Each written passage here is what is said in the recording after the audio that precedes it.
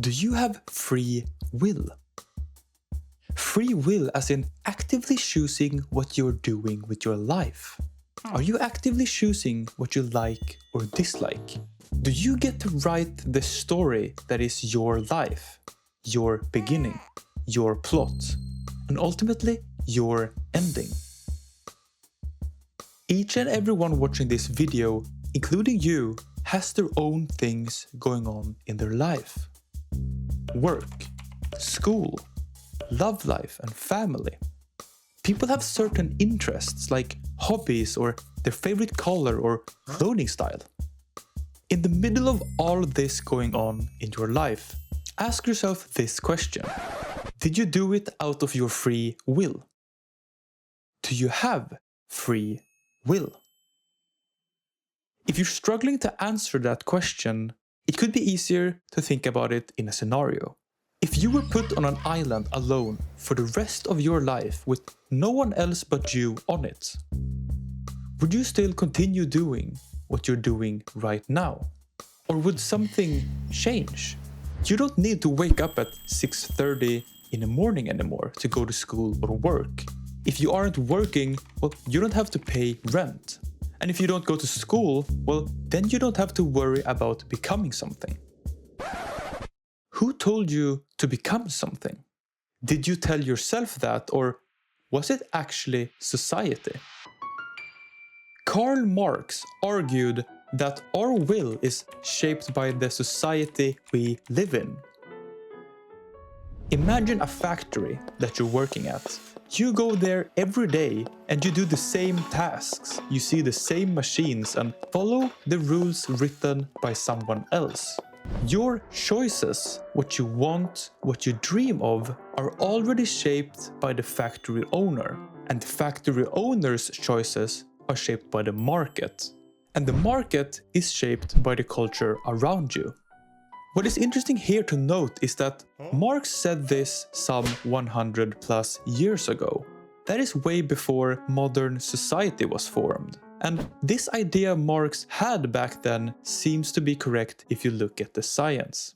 If we sort groups of people based on income and look at how long they live, we see a clear pattern. The further down the social ladder you are, the shorter your life tends to be. People with higher status and more secure jobs live longer. They are healthier than those with insecure and physically demanding work. And then we look at the consumption of tobacco and drugs. We can use this statistic to see that people don't start using substances out of nowhere. Less money makes people more stressed, and stressed people smokes and does drugs more often. We can therefore say that people don't have the free will to be happy or to smoke cigarettes or do drugs. They were doomed to a specific behavioral pattern by scientific data.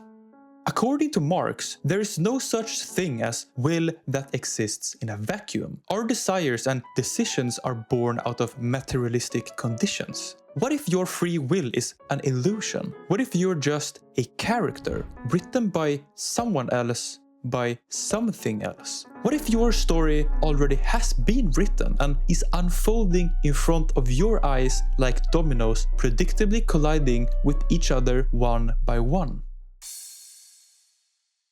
Imagine waking up one morning to realize that there are no rules, no cosmic plan, no destiny. Just you standing in the middle of existence, trying to decide who to be.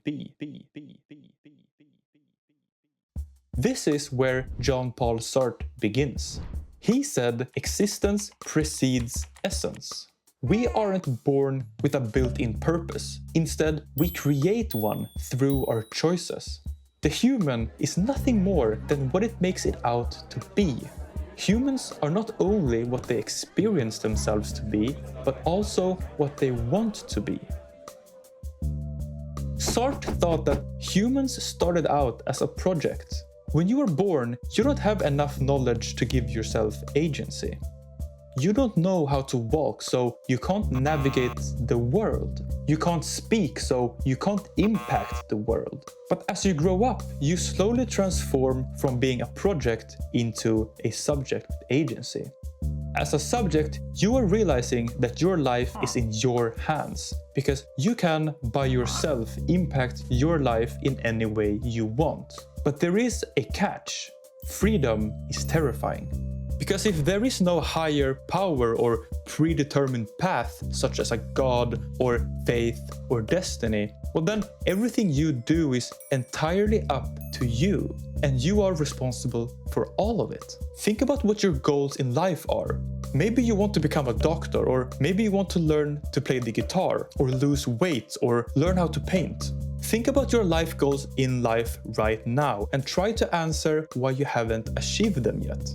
Some of you might answer, I had no choice. And Sartre would call that bad faith, an excuse we invent to escape the weight of our freedom.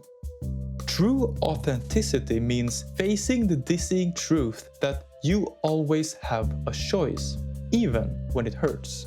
Freedom isn't a gift you receive, it's a burden you carry.